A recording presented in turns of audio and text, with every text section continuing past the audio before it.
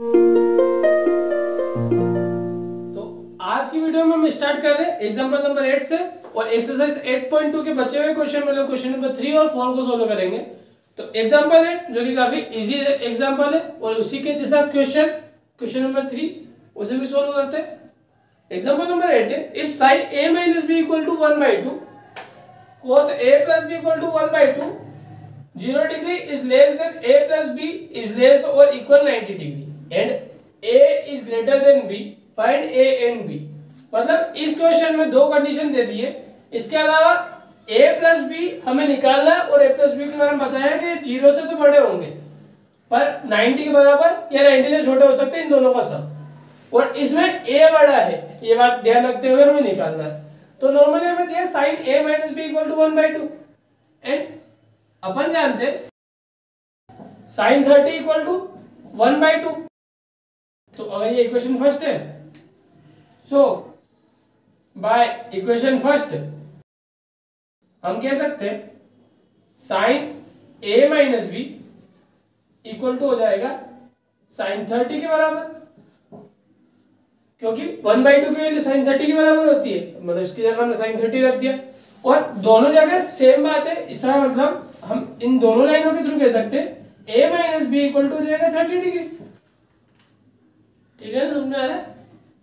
और अगर इसे इक्वेशन सेकंड माने तो एक और बात हम जानते हैं cos 60 डिग्री की वैल्यू होती है 1/2 और इक्वेशन सेकंड के हिसाब से हम लिख सकते हैं कि cos a plus B equal to हो जाएगा cos 60 के बराबर, क्योंकि वो 1/2 है यहाँ पे और 1/2 की जगह हमने लिख दिया cos 60 क्योंकि वो भी 1/2 के बराबर है। तो हम इस दोनों के थ्रू कह सकते हैं a plus B equal to 60 होगा। अब हमारे पास दो इक्वेशन आ गई, इक्वेशन फर्स्ट और इक्वेशन सेकंड। अब जो pair of linear equation solve करते थे वैसे सोल्व करते थे। इक्वेशन फर्स्ट और सेकंड नाम दे चुके थे तो इन्हें हमें थर्ड और फोर्थ का नाम देना था। तो अगर हम अलग से सोल्व नहीं कर रहे हो और चाहे तो यही सोल्व कर सकते हैं इक्वेशन थर्ड की जगह, इसे थोड़ा सा और सोल्व कर लेते हैं। यहाँ पे a की वैल्यू हो जाएगी 30 प्लस बी और इसे इक्वेशन थर्ड मान लेते हैं, थोड़ा सा लिखना कम हो जाएगा और इसके अंदर पुट कर देते, लिख देते यहाँ पे बाय इक्वेशन थर्ड और थर्ड की हेल्प से हम यहाँ पुट करें तो a की जगह हम पुट कर सकते हैं 30 plus B equal to 60 degree और एक भी यहाँ पे पहले से ही था। सोल्व करें इसे तो हो जाएगा 30 plus 2b equal to 60 degree और ये 30 या प्लस का था, इस साइड में वैसे माइनस का हो जाएगा तो 60 माइनस 30 हो जाएगा 30 और जो 2 है इस साइड में डिवाइड में चला जाएगा तो b इक्वल टू हो जाएगा 30/2 मतलब b इक्वल टू हो जाएगा 15 डिग्री। अब b की वैल्यू पुट कर देते इक्वेशन थर्ड में, so equation third become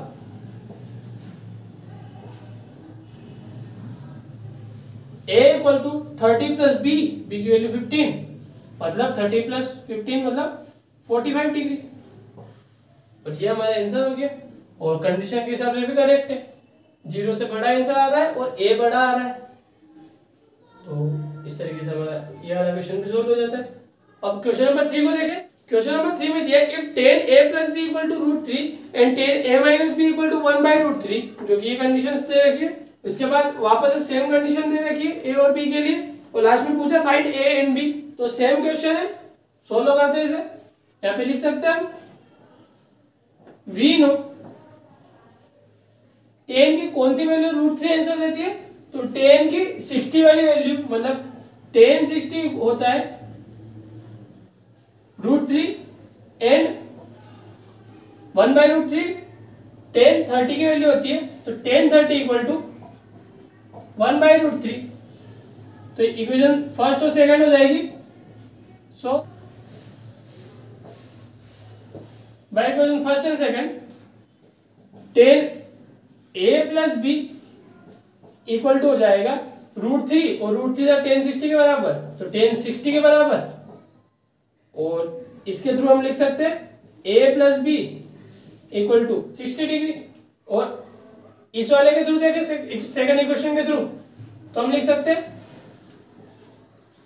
tan a minus B equal to हो जाएगा 1/√3 और 1/√3 tan 30 के बराबर, मतलब tan 30, और इन दोनों के थ्रू कह सकते हैं हम a minus B equal to 30 degree. अब यहाँ पे a की वैल्यू निकाल लेते हैं तो ये हो जाएगा 30 प्लस बी, इक्वेशन थर्ड मान लेते हैं, यहाँ लिख देते हैं by equation third.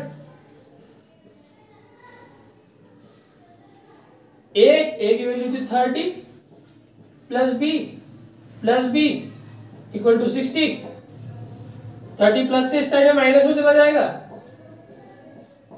b plus B 2 भी हो जाएगा, 60 माइनस 30 30 होता है, 2 यहां से डिवाइड में चला जाएगा, b बच जाएगा, तो b की वैल्यू हो जाएगी 15 डिग्री। तो इक्वेशन थर्ड को देखें,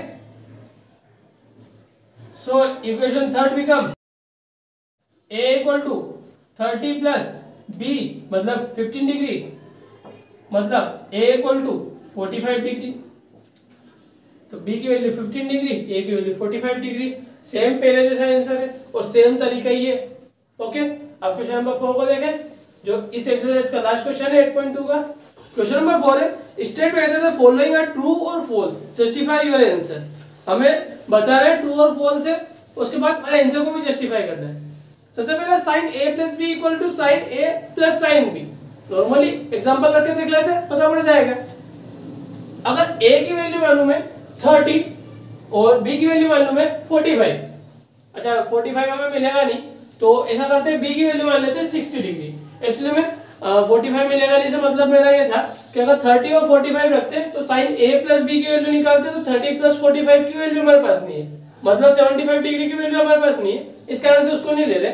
30 और 60 लेते हैं जो कि हमारे पास वैल्यू है, तो साइन 30 की वैल्यू होती है 1/2 और साइन 60 की वैल्यू होती है √3/2। और क्वेश्चन में दिया है साइन a प्लस बी मतलब 30 plus 60 equal to sine a मतलब 30 और साइन b मतलब 60। वैल्यू पुट करके देखें, साइन 30 और 60 होता है 90 और साइन 30 की वैल्यू 1/2, साइन 60 की वैल्यू √3/2। साइन 90 की वैल्यू होती है 1 और 1/2 प्लस √3/2 को प्लस करोगे तो 2 के सेम डिनोमिनेटर 1 प्लस √3। अब √3 की वैल्यू 1.73 करके होती है अप्रोक्सीमेटली, और ये 1 है, टोटल ऐड करने पे आ रहा है 2.73 के आसपास, अपॉन में 2 है मतलब डिवाइड करने पे 1 से ज्यादा आंसर आ रहा है जो कि 1 के बराबर नहीं है। इसका मतलब ये ऑफ कोर्स फॉल्स होगा।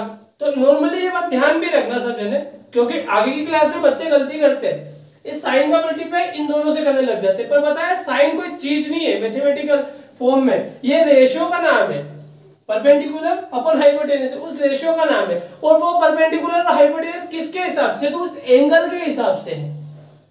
इसका मतलब ये आपस में मल्टीप्लाई नहीं हो सकते इसके साथ ऐसा, ये तो एक सेंटेंस टाइप की चीज है, इस कारण से ऐसा कभी भी मत करना। सेकंड है the value of sine theta increases as theta increases. देखते जैसे जैसे थीटा बढ़ता है साइन की वैल्यू बढ़ती है क्या, तो पहले 0 था फिर 1/2 1/√2, मतलब अगर 2 से छोटा नंबर और 2 से छोटा नंबर डिवाइड होगा 1 में तो बड़ा आंसर आने ही आना है, इसकी बजाय √3/2 बड़ा आंसर और फिर 1, तो 0 से 1 की ओर जा रहे हैं हम, मतलब वैल्यू बढ़ती जा रही है जैसे जैसे एंगल बढ़ता जा रहा है, इसका मतलब ये ट्रू हो जाएगा। Third the value of cos theta increases as theta increases. cos theta की वैल्यू भी बढ़ती जाएगी अगर एंगल बढ़ता जा रहा है, तो एंगल बढ़ता जा रहा है और यहाँ पे वैल्यू देखो 1 से 0 तक पहुंच गई है, इसका मतलब ये तो फॉल्स हो जाएगा। और sin theta equal to cos theta for all value of theta. Theta की सारी वैल्यू के लिए sin थीटा और cos थीटा बराबर होंगे, तो एक ही कंडीशन है एक्चुअली में, sin 45 देखो cos 45 देखो दोनों की वैल्यू 1/√2 आ रही है, तो बाकियों में ऐसा है ही नहीं।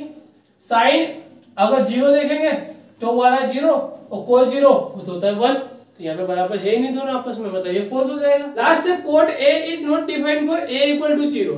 अगर cot 0 देखें तो नॉट डिफाइंड, तो इन्फिनिटी रियलिटी में नॉट डिफाइंड होता है, इन्फिनिटी को हम डिफाइन ही नहीं कर सकते कि उसकी वैल्यू क्या है, तो ये वाली बात सही हो जाएगी, तो ये हो जाएगा ट्रू। ओके, नेक्स्ट वीडियो में मिलते हैं।